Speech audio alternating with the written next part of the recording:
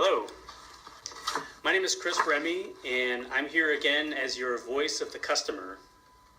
I have 3 kids in Leander ISD, 2 in elementary school and 1 in middle school. First, I'd like to thank you for listening.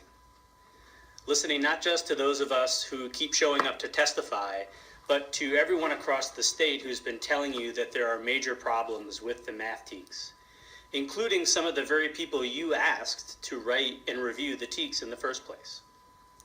Removing the process standards is a good first step to moving Texas away from fads and experimental math and toward proven math instruction.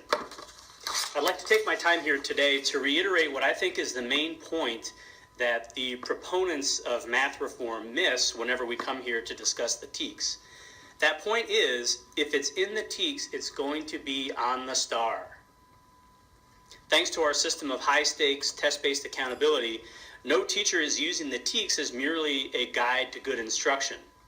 The whole idea of use whatever method works best for you goes completely out the window when children are forced to demonstrate mastery of all the methods to do what should be one simple example of arithmetic. We should not be looking at the TEKS in a vacuum. My 4th grader is deep into STAR prep now, and you can see from the 2 examples I've included with my testimony, he's being asked to demonstrate multiple convoluted ways to solve simple problems. He knows how to do the arithmetic and is an advanced learner in math. Imagine how much more he could learn if his time wasn't taken up with this, being tested on the model, not the math.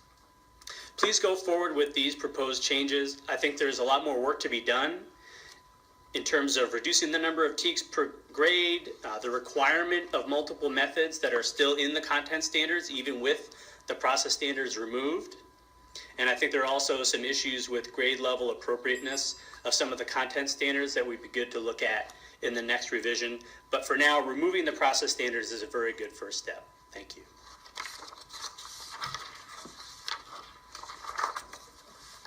Any questions? Okay, Mr. Mercer, Mr. Ellis, and Ms. Miller.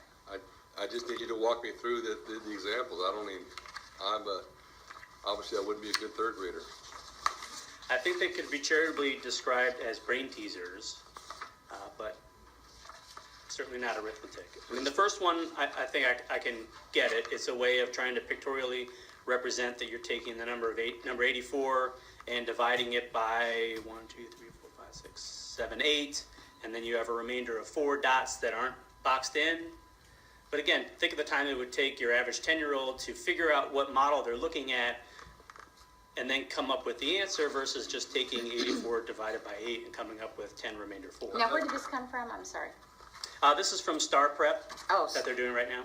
Oh, this is just some local district resource, or? I didn't bring it with me, but it says STAR Prep, and it's a big booklet that they use that's for... Oh, okay. Where do you get 84 from? If I count all the get dots. my magnifying glass out, I can count how many dots are in that picture there, but I'm assuming that's the total number of dots. Maybe it's 96. And then they're all boxed up, and that means divide by, and then the number of dots not being boxed are the remainder. I see. Now, even just us now trying to decipher this, how many times could we have divided 2 numbers and come up with answer remainder X in that same amount of time?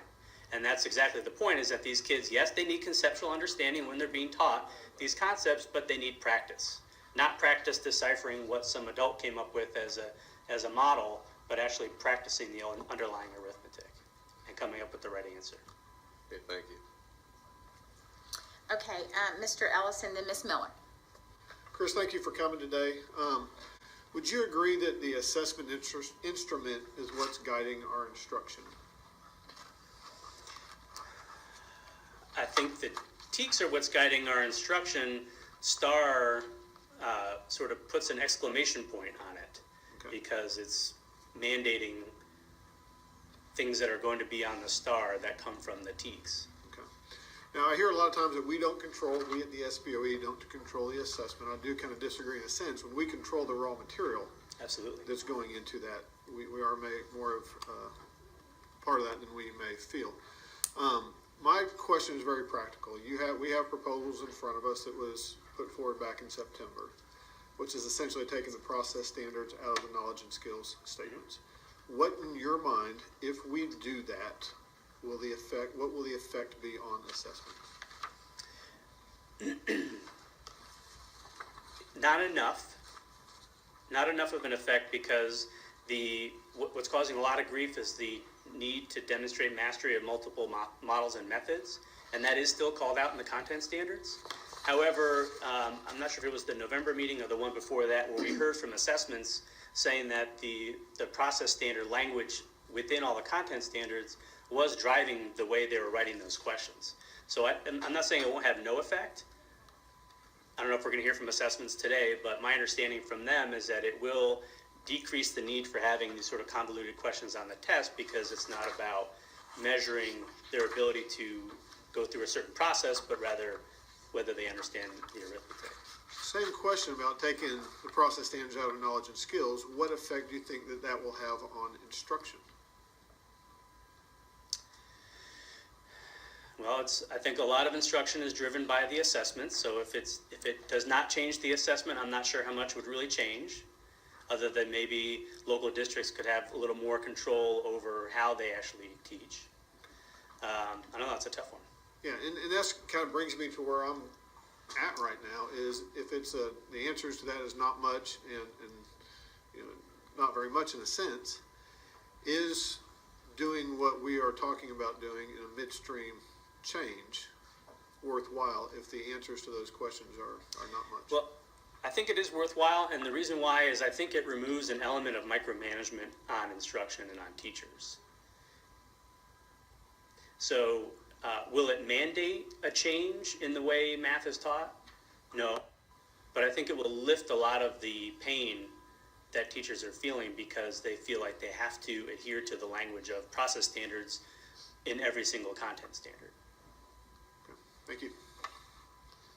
And then Ms. Miller. Chris, thank you for coming back and fighting for this issue. And I think it's an important one. Obviously, we're all getting from one side to the other, like get rid of the process standards and then know they're important. You've got to leave them in. Can you address that or kind of expand upon that? In other words, because before we didn't have that problem. Right. So how in the world did all of a sudden all these process things started happening? Mm-hmm. Or where did it come from?